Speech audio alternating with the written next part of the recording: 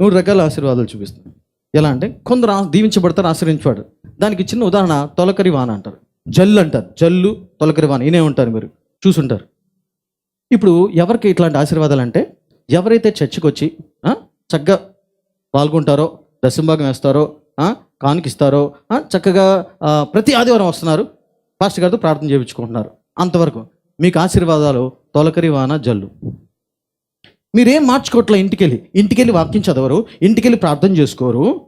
ఈ కేటగిరీ ఎవరు వస్తారు? ప్రార్థన ఉండదు, వాక్యం ఉండదు ఇంట్లో, కానీ క్రమంగా చర్చకు వస్తారు, ప్రార్థన చేయించుకుంటారు, దేవుని భయంతో మీకు కలిగిన దాంట్లో దేవుడికి కొంచెం ఇస్తారు. ఇదొక కేటగిరీ, ఇదొక గుంపు. మీకు తొలకరి వాన, తొలకరి జల్లు చక్కగా మీ ఇంట్లో కురుస్తాయి, గ్యారెంటీ. ఒకటి.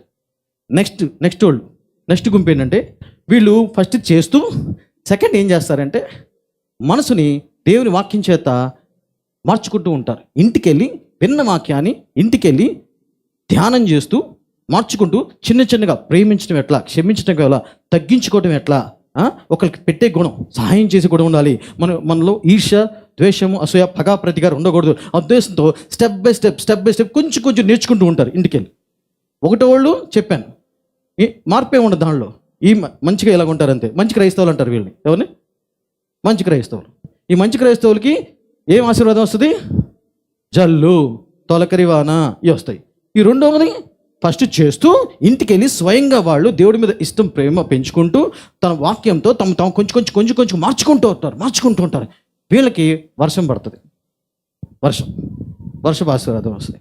మూడోది ఎవరంటే, 1, 2 చేసి ఈ మూడో వాళ్ళు ఏముంటుందంటే, వాళ్ళ హృదయంలోనే దేవుడిని మొదటిగా పెట్టుకుంటారు. 2 దేవుడితో మనస్ఫూర్తిగా కనెక్ట్ అయిపోతారు. 4 ఏమవుతుందంటే, వాళ్ళు త్యాగపూరితమైన జీవితం జీవిస్తారు.